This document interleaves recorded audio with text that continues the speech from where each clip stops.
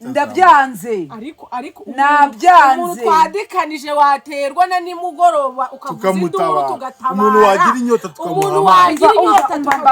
mbabwire umuntu wafa kugiye kwa muganga dore ko uri na wenyine tukaza tukagufata no muzirorere ni gute ushobora kwirengagiza ikirenge ngiye gucisha hano nkagenda nkagera mu rugo nta n'intambwe zingahe muzirorere gute ushobora kubyirengagiza ibyo bintu wanyu ni mu makaro aha ni mu byondo musubireyo amaboko atareshya ntaramukanya musubireyo bambwiye ko ubukene butajya musubireyo sawa twigende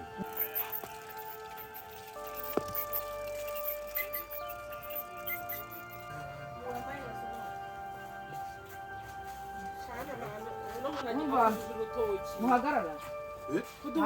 ntabwo nawabujije guca aha ngaha ngo iki iyi nzira nayibaciyemo sinshaka ko muncira ku irembo abaturanyi baragwira noneho ndumva ibyo bivuze iki iyo ciye iwanyu muvuga ngo iki kuba tubonye inzira ari iya hafi turi bukate tuzatugera mu iyi nzira yari panya tunyuzemo aha ngaha nta myaka yawe twahonyoye nta kintu cyawe twishe nta n'igitoki cyawe yewe ndanabagiwe n'igitoki tubivemo iwanyu ku irembo hari urutoki ruhari iwanyu ku irembo hari urutoki ruhari ngiye kukimumbuza kwaca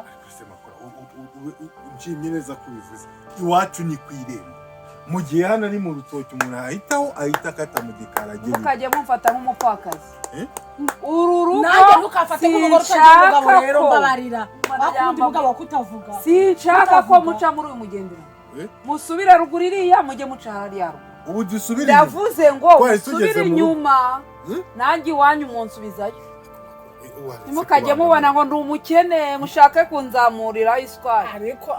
akaga karagwe ninde wabivuze ngaho tanga nimahe naho isi cyangwa ikindi icyo mbabwiye musubireyo hari ibindi tuvuganye aha si iwanjye se ubu tugeze mu rugo udusubije mushaka mube mugeze mu nzu musubireyo kubera ko udashaka kugira namwe mwarabinkoze musubireyo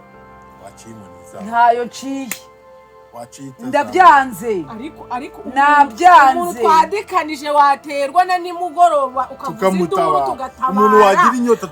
wagira inyota mbabwire umuntu wafa kugiye kwa muganga dore ko uri na wenyine tukaza tukagufata no muzirorere ni gute ushobora kwirengagiza ikirenge ngiye gucisha hano nkagenda nkagera mu rugo nta n'intambwe zingahe muzirorere gute ushobora kubyirengagiza ibyo bintu wanyu ni mu makaro aha ni mu byondo musubireyo amaboko atareshya ntaramukanya musubireyo simba muzabireke musubireyo